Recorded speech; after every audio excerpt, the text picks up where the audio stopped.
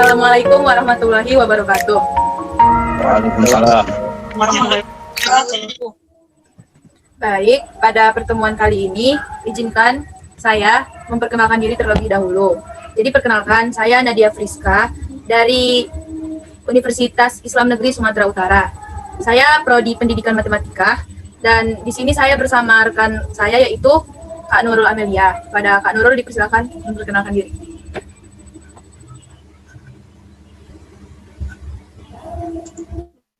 Halo semua, perkenalkan nama saya Nurul Amelia dari Universitas Islam Negeri Sumatera Utara dan juga prodi Matematika, Pendidikan Matematika.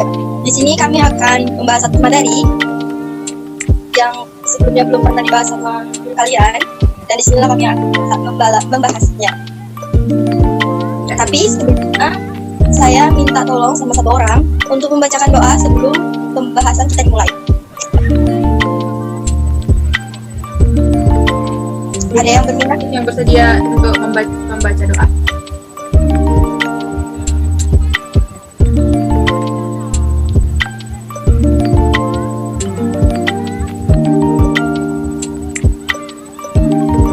Sebelum kita mulai pembelajaran pada hari ini, mari sama-sama kita berdoa. A'udzubillahi minasyaitonir rajim. Bismillahirrahmanirrahim. Alhamdulillahi rabbil alamin, hamdan na'imin, hamdan shakirin.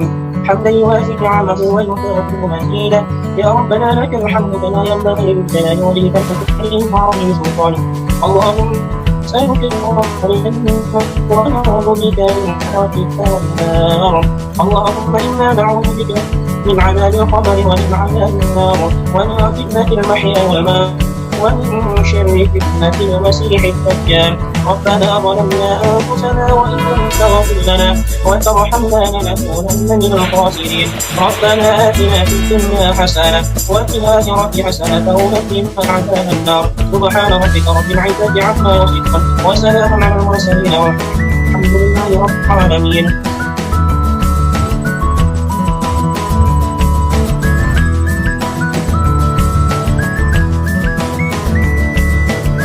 Alhamdulillah, terima kasih kepada Imron yang telah membacakan doa untuk kita semua. Oke, selanjutnya kita akan membahas materi logika matematika. Sebelumnya ada nggak sih yang tahu logika matematika itu apa?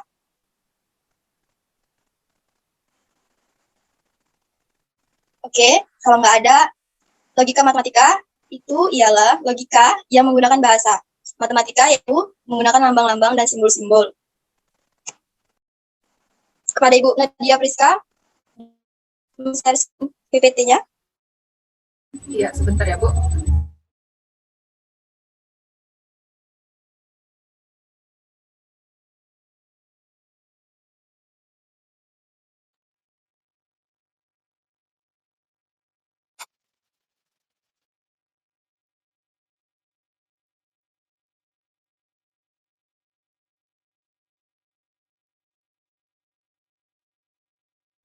Kelihatan nggak? Pada anak-anak kelihatan atau tidak? Kelihatan, Bu. Sudah bisa dimulai ya?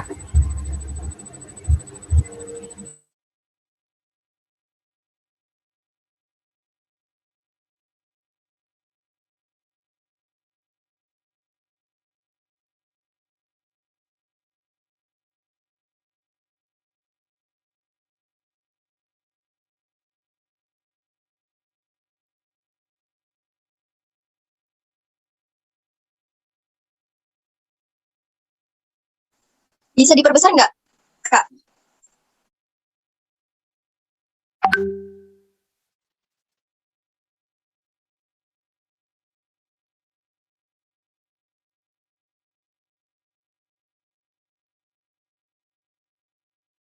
Masuk ke peta konsepnya, Kak, slide selanjutnya.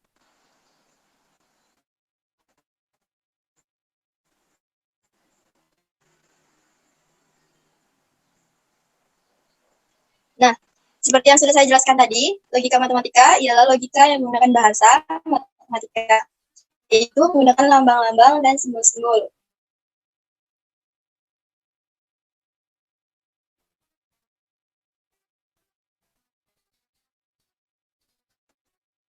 Bisa dilihat kan subjek ini ada terdapat di bidang-bidang lain di luar matematika juga. Logika juga mempelajari cara penalaran manusia, sedangkan penalaran seseorang diungkapkan dalam bahasa berupa kalimat-kalimat.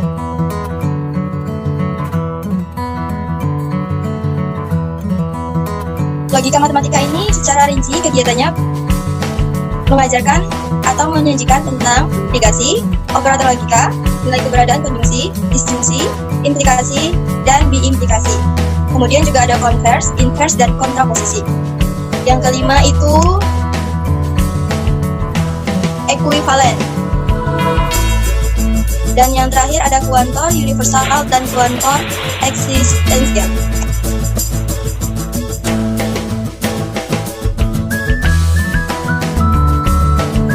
Negasi atau ingkaran. Negasi ini sering disebut ingkaran. Jadi kalau misalkan ada yang bilang ingkaran, itu artinya negasi, karena sebenarnya jarang yang menggunakan kata negasi dalam logika matematika ini. Negasi itu adalah pengingkaran terhadap nilai kebenaran suatu pernyataan lain yang diperoleh dengan menambahkan kata tidak atau menyisipkan kata bukan pada pernyataan semula. Ingkaran dari suatu pernyataan P disajikan dengan lambang atau min P atau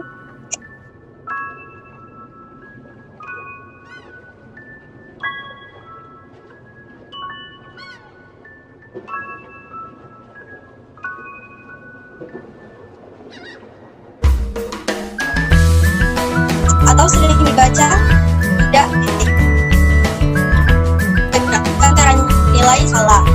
Dan sebaliknya, jika pernyataan P bernilai salah, maka ingkarannya bernilai benar. Contoh pertama itu pasangan pernyataan berikut dengan menggunakan operasi disjungsi atau dilambangkan dengan huruf D dan dibaca A. Marsha memasak mie goreng, yang T-nya, dan U-nya, Marsha membeli soto ayam di warung. Jawabannya adalah E atau Q sama dengan Marsha memasak mie goreng atau membeli soto ayam di warung. Selanjutnya itu yang kedua. Buaya adalah seekor hewan. Itu benar nggak sih? Benar kan? Nah, kalau misalkan buaya adalah seekor manusia, salah kan?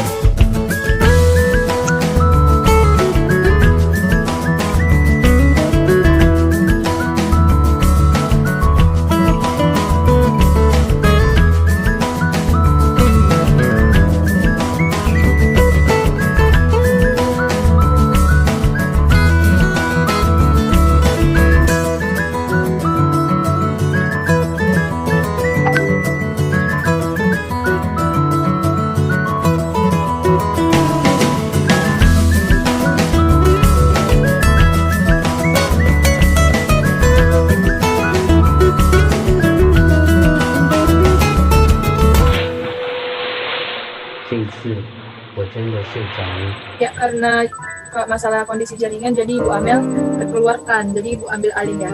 Selanjutnya yaitu operator logika. Dalam logika, dua kalimat dapat digabungkan dengan operator logika untuk membentuk kalimat gabungan. Nilai kebenaran kalimat gabungan ini ditentukan oleh nilai kebenaran kalimat-kalimat pembentuknya. Operator logika di sini bertindak sebagai fungsi. Operator yang berkaitan dengan negasi atau ingkaran, konjungsi, dan juga disjungsi. Konjungsi itu atau dan, disjungsi itu atau, dan implikasi yaitu jika atau maka, dan implikasi jika atau hanya jika. Baik, tabel 2 ini adalah operator logika. Ini adalah simbol contohnya.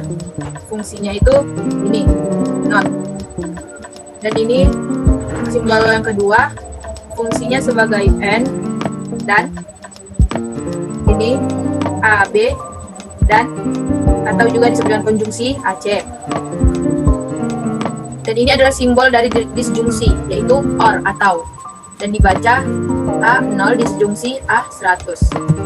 Selanjutnya itu tabel kebenaran dua variabel. Ini dia.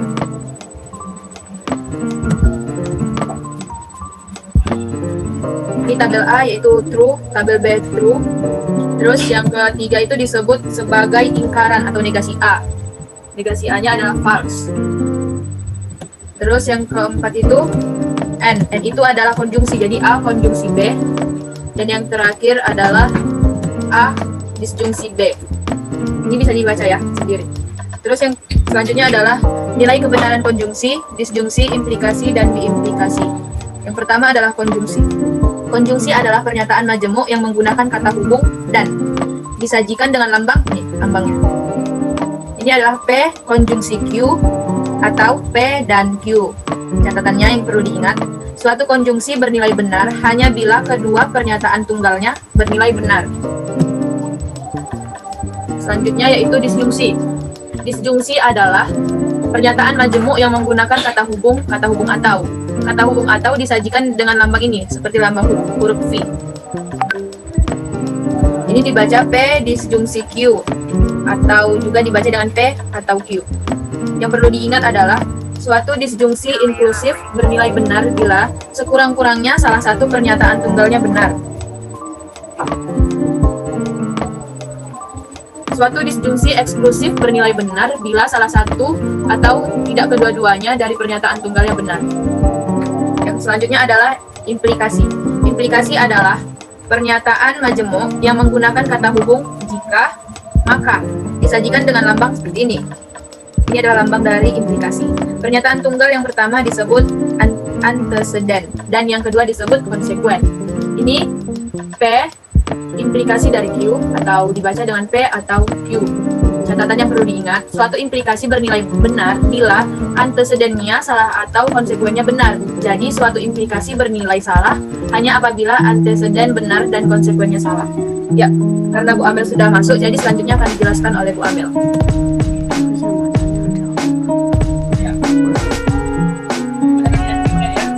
Not very good with people. If you don't start a conversation, you won't have. Oke, selanjutnya akan saya bahas mengenai diimplikasi. Sebelumnya saya minta maaf karena tadi kendala jaringan, makanya saya keluar sendiri. Diimplikasi itu pernyataan majemuk yang menggunakan kata hubung jika dan hanya jika, dan juga disebut ekuivalensi atau diimplikasi. Disajikan dengan lambang. If you don't start a conversation, we won't have one. Bagaimana Nat? We won't have one. If you don't start a conversation, we won't have one. We won't have one.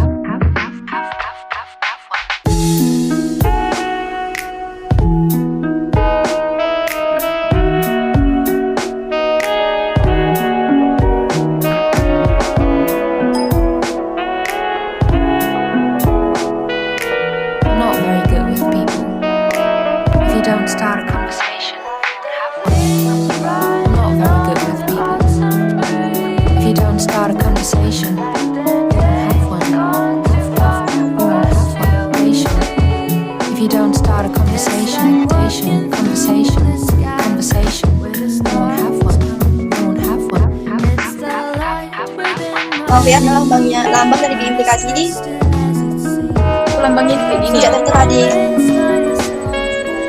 Maaf ya, ini dulu pengen menaruhnya di sini. Lambang dari diimplikasi itu seperti ini. Kelihatan nggak? Not very good with people.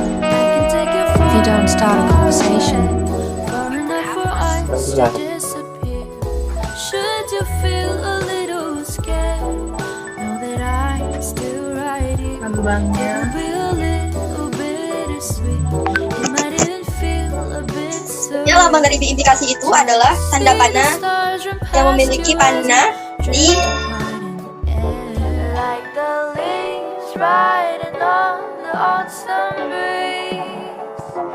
Like the days gone too far for us to see.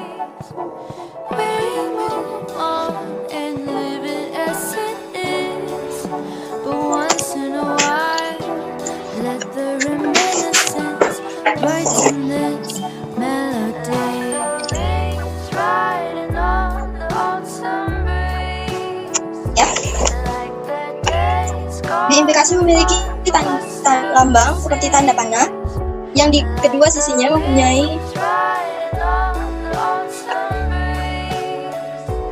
Like the days gone too far for us to see.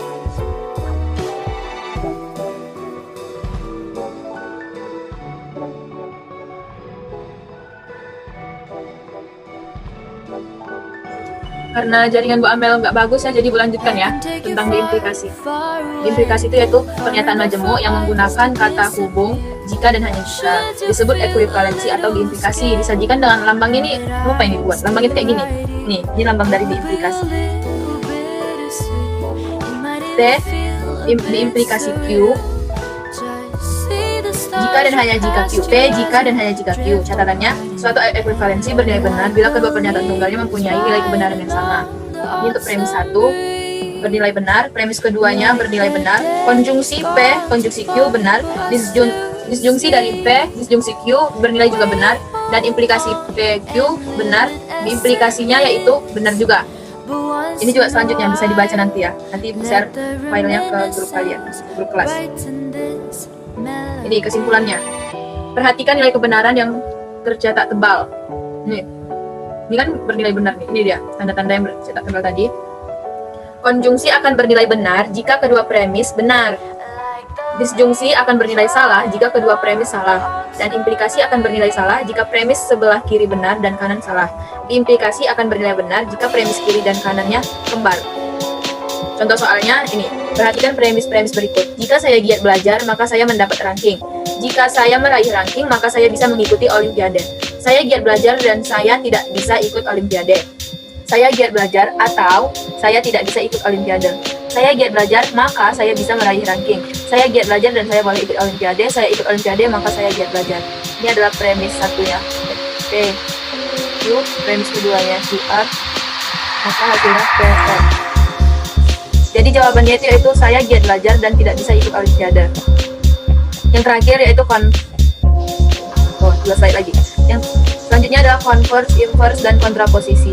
Bila terdapat bentuk implikasi dari P, implikasi Q, maka diperoleh 3 pengembangannya yaitu sebagai berikut. Ini dia.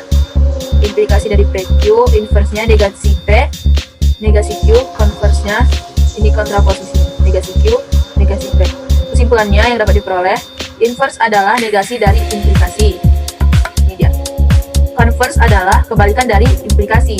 Kontraposisi adalah implikasi yang dibalik dan dinegasi. Contoh soal, tentukan ingkaran dari pernyataan apabila cuaca mendung maka Gani akan tetap di rumah. Maka jawabannya adalah ingkaran dari sebuah implikasi. P implikasi Q adalah P dan Q. Negasi P implikasi Q, maka P negasi dari Q. Sehingga ingkaran dari pernyataan di atas adalah cuaca mendung dan Gani tidak tetap di rumah. Yang terakhir yaitu ekuivalen. Di sini akan membahas pernyataan-pernyataan yang ekuivalen. Implikasi yaitu kontraposisi Q, implikasi Q, maka negasi Q dan negasi P. Converse, inverse Q, implikasi P, maka negasi P, converse dari negasi Q. Dan ini adalah ingkaran dari konjungsi, negasi P, negasi Q. Ingkaran dari disjungsi, negasi P, negasi Q. Ingkaran dari implikasi P, negasi Q. Atau bisa dibaca dengan P dan Q. Ini adalah contoh soal dari negasi dari pernyataan jika ada ujian nasional maka semua siswa belajar dan rajin adalah negasinya yaitu ini pernyataannya ada ujian nasional dan saya mahasiswa tidak belajar dan rajin. Ada ujian nasional dan beberapa siswa tidak belajar dengan rajin. Ada ujian nasional dan ada siswa yang belajar dengan rajin. Tidak ada ujian nasional dan semua siswa belajar dengan rajin. Tidak ada ujian nasional dan beberapa siswa tidak belajar dengan rajin. Jawabannya P kita buat di situ itu ada ujian nasional. Sedangkan Q-nya semua siswa belajar dengan rajin, maka negasi P ekuivalen Q yaitu P ekuivalen dari negasi Q. Maka P ekuivalen Q adalah ada ujian nasional dan ada beberapa siswa tidak belajar dengan rajin. Ya, sampai situ aja. Baik, apa semuanya sudah paham dengan materi yang tadi Ibu sampaikan?